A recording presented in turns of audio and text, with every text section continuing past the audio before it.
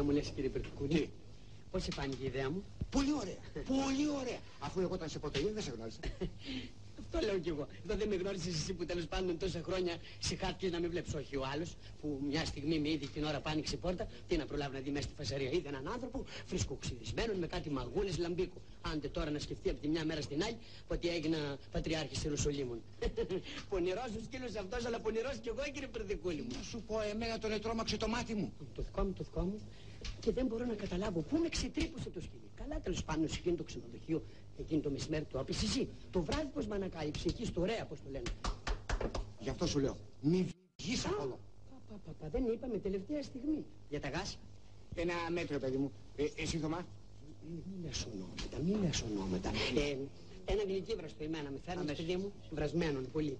Άστα τα ονόματα, μη λες ονόματα. Πες μου ειδησιμότατη, πες μου ό,τι θες, μη με λες το όνομά μου. Καλά. Δεν μου πεις όμως, κύριε Περτικούνη. Τι πράγμα? Στο ξενοδοχείο, τώρα που πήγες για τα πράγματα. Τι έγινε, ρώτησες τι έγινε? Δεν μπορώ να καταλάβω, μωρέ παιδί.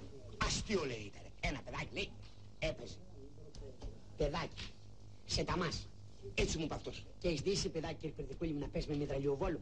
Δηλαδή εδώ που τα λέμε, κι εγώ δεν τον είδα να πυροβολεί. Ποιος τον είδε, ποιος πρόλαβε? Μόλις έπεισε πιστολιά, έγινα μόλις πριτσινάκα. Ξέρω κι εγώ τι να πω. Παιδάκι, δεις πως τα μπάλω άτιμος, παιδάκι σου λέει.